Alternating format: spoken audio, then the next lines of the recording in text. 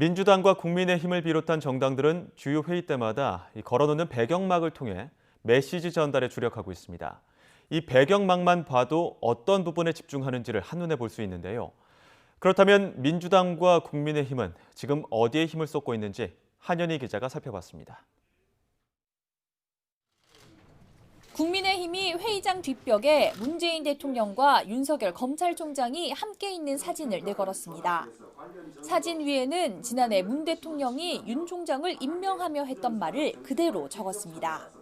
우리 청와대든 또는 정부든 또는 집권 여당이든 만에 하나 권리권 들어가 있다면 그 점에 대해서는 정말 이렇게 엄정한 그런 자세로 이렇게 임해 주시기를 바라고요.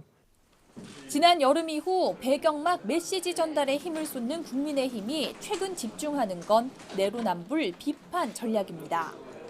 윤 총장 직무 배제 결정 다음 날엔 7년 전 최동욱 전 검찰총장 사퇴 논란 당시 문 대통령의 SNS 발언을 소환했고, 우리 국민들이 결국 끝내 독하게 매듭을 지어서 대통령을 무섭게 생각하는 그런 일이 생기지 않도록, 또 민주당이 당헌 당규를 바꿔 내년 4월 서울 부산시장 보궐선거 후보 공천을 결정한 날에는 문 대통령이 대표 시절 당헌 당규를 만들 때 했던 발언을 끌어오기도 했습니다. 내로남불 비판을 재치 있게 풀어낸다는 긍정적인 평가도 있지만 아무리 야당이더라도 적극적으로 정책을 갖고 승부한다는 메시지보다는 여당 비판에만 매몰한다는 지적도 있습니다. 집권 여당인 더불어민주당 배경막은 올해 초부터 바뀐 적이 거의 없습니다. 민주당이 제일 강조하는 메시지는 코로나 위기 극복입니다.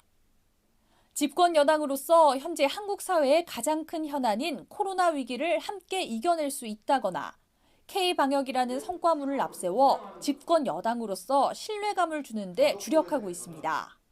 우리는 코로나 1차, 2차 유행 때 국민의 인내와 배려와 협력을 통해 보름 만에 상황을 안정시켰습니다. 이번에도 힘을 모아 빨리 극복해낼 것이라고 저는 믿습니다.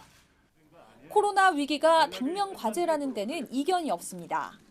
하지만 부동산 정책 실패에 대한 국민적 비판 여론이 고조되는 상황에서 당장 불리한 이슈더라도 반드시 해결할 수 있다는 메시지는 찾아볼 수 없습니다. 직관, 말 그대로 한눈에 들어와야 배경막 메시지 전략에서 성공하는 겁니다. 다만 한눈에 들어왔는데 국민 여론과 동떨어진다면 역효과가 날 수밖에 없습니다. YTN 한현희입니다.